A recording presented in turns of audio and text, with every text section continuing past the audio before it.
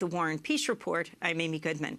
In more election news, Khizr and Ghazala Khan, the parents of a U.S. soldier who died serving in Iraq, are denouncing Donald Trump, who attacked them following Khizr Khan's speech at the Democratic National Convention. This is Khizr Khan speaking Thursday night in Philadelphia. Donald Trump, you're asking Americans to trust you with their future. Let me ask you, have you even read the United States Constitution?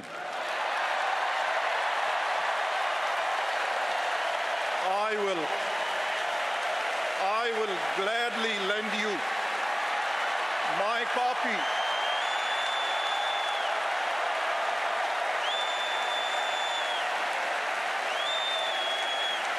In this document, look for the words liberty and equal protection of law. Have you ever been to Arlington Cemetery? Go look at the graves of brave patriots who died defending United States of America. You will see all faiths, genders, and ethnicities. You have sacrificed nothing and no one. We cannot solve our problems by building walls, sowing division. That was Khizr Khan speaking on the DNC stage Thursday night beside his wife, Ghazala Khan. Their son, U.S. Army Captain Humayun Khan, was posthumously awarded the Bronze Star and Purple Heart after he was killed in 2004 serving in Iraq. In response to Khan's speech, Donald Trump made fun of Khan's wife, Ghazala Khan, while speaking Sunday on ABC. I saw him. He was, very emotional and probably looked like a nice guy to me. His wife, if you look at his wife, she was standing there. She had nothing to say. Maybe she wasn't allowed to have anything to say. You tell me, but plenty of people have written that. So that was Donald Trump speaking on Sunday. Later, Khizr Khan responded to Trump, saying he is a, quote, black soul. He is a black soul, and this is totally unfit for the leadership of this beautiful country. The love and affection that we have received affirms that our beliefs, our experience in this country had been correct and positive. The world is receiving us like we have never seen. They have seen the blackness of his character, of his soul. That was Khizr Khan responding on CNN this weekend to Donald Trump. We go to San Francisco right now, where we're joined by Farhana Khaira, Executive Director of Muslim Advocates. Welcome to Democracy Now! Can you talk about everything that has unfolded since Thursday night, when Khizr and Khan and his wife stood up at the Democratic Convention and spoke about their son? Yeah, thank you for having me, Amy. And let me first say, I just want to thank Mr. and Mrs. Khan for their, frankly, extraordinary bravery and for their sacrifice. Just think about the courage it takes to, frankly, stand in front of millions of people while you're still grieving the loss of your son, who made the ultimate sacrifice for our country.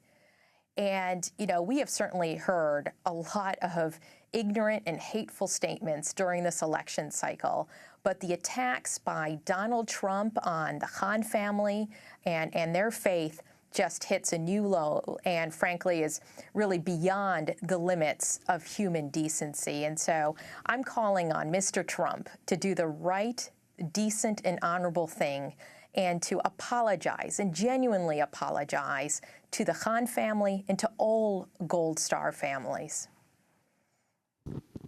In response, Trump's running mate, Indiana Governor Mike Pence, wrote on Facebook, "Donald Trump and I believe Captain Humayun Khan is an American hero, and his family, like all Gold Star families, should be cherished by every American." He went on to say, "Captain Khan gave his life to defend our country in the global war on terror. Due to the disastrous decisions of Barack Obama and Hillary Clinton, a once stable Middle East has now been overrun by ISIS. This must not stand."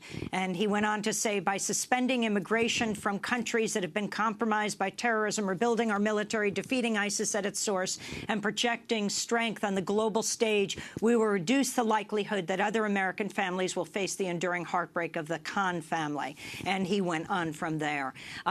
Certainly something different than what Donald Trump had said. That is certainly very, very correct, Amy. I think what we have seen year over year is when family members of those who have given their lives for our country speak out, sometimes even criticize our nation's leaders. The response by our nation's leaders is to treat them with honor and respect. And even at the height of the Iraq War, you had Gold Star family members like Cindy Sheehan, who were very critical of then-President Bush.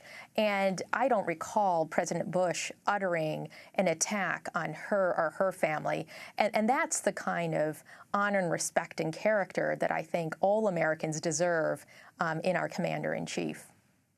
Can you talk about Donald Trump's comments about Mrs. Khan? Yeah, I think there was something really disturbing and really almost sinister in the way that he questioned why she was standing silently next to her husband during his remarks. And it was almost like he was stoking fear and ignorance of Islam by implying that she was silent because her husband wouldn't let her speak or because of her faith. And Mrs. Khan has made it very clear repeatedly in recent days that her family, her culture, her religion have never stopped her from speaking. And I think anyone who saw those remarks Thursday evening and saw the presentation and the tribute to their son would understand why a grieving mother, a mother of a Gold Star mother, would just frankly not be able to speak before millions of people. And so it's just really disturbing that Mr. Trump would sink so low. To blame it on her religion, that she wasn't maybe allowed to speak. Correct. Correct. I wanted to turn back to a brief exchange between Donald Trump and one of his supporters earlier this month. I think it was last month, during a town hall in New Hampshire. This was the question and Donald Trump's answer. Just to mix quickly, Homeland Security and jobs. Why aren't we putting our military retirees on that border or in TSA? Get rid of all these heebie-jobbies they wear at TSA. Well, I've seen them myself. I understand. We need the veterans back in there to take it. They've fought for this country and defended it. They'll still do it. Okay. Thank you. You know, and we are looking at that. We're looking at a lot of things. And we are looking into that, Donald Trump said. Your response? You know, what the American people need today more than ever, Amy, is political leaders, especially those who are running for the highest office in the land, to bring Americans together. What makes our country great is that a group of people, diverse in every imaginable way, can come together because of our shared values of freedom, justice, and equality for all. And the proper response from Mr. Trump should not have been, yeah, we're going to look at that. We're going to look at and see about how we can discriminate against people. But the proper response would have been a response much like Senator McCain had in 2008, when he, too, at a town hall meeting had a member of the audience question the loyalty and the faith of then Senator Obama, and clear the record and to say, look, that's not what our country stands for. Farhana Khaira, can you talk about the Donald Trump campaign overall, and if you can speak as Executive Director of Muslim Advocates about how it's affected the Muslim community in the United States? Yeah, I'd be happy to.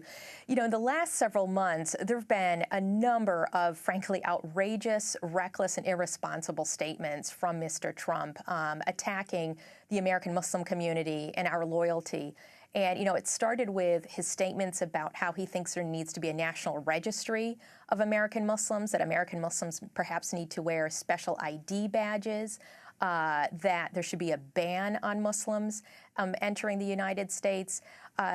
These statements are not just statements out there in the air, floating in the air, but they've had a real-life impact on Muslim families and their children. I've heard from so many mothers and fathers over the last several months who've told heart-wrenching stories of their children being bullied at school, taunted, not just once in a while or once a month, but sometimes several times a week. They've told stories of their young children as young as 8 years old, 6 years old, coming home from school and asking their parents if they're going to have to leave the country if Donald Trump becomes president. That's the message that he's been sending so many of our young children across the country, and it's had a very disturbing impact. And I think that's why Mr. Khan's courage and his statements Thursday evening struck such a chord with so many American Muslims, because I think he spoke for each of us, and just pushing back so eloquently and passionately against the central theme of Mr. Trump, which is questioning the loyalty of a group of Americans and basically calling for disparate treatment of a group of Americans based simply on our faith. It goes against the very core of who we are as Americans. And I believe the pocket version of the Constitution has now become a bestseller. Can you tell us a little more about the Khan's son, who was killed in Bakuba, Iraq in 2004, as he told his fellow soldiers to step back from a suspicious vehicle, and then he moved forward and it exploded and killed him? So I did not have the honor of knowing Captain Khan personally, but from what I've read, he demonstrated everything I think we would want in a son, in a daughter, and frankly, in a fellow soldier. His bravery, his courage. But I want to flag something in particular that I read about Captain Khan, and this was actually when he was in college. And he apparently wrote in a college essay, quote, "Liberty requires vigilance and sacrifice." And he went on to say that the beneficiaries of liberty, that we must keep it safe from attack. And how prescient were those words by Captain Khan. And I think it just reminds us that it's time for all of us as Americans to honor the sacrifice of Captain Khan and all the Gold Star families by standing up against hate and bigotry and divisiveness.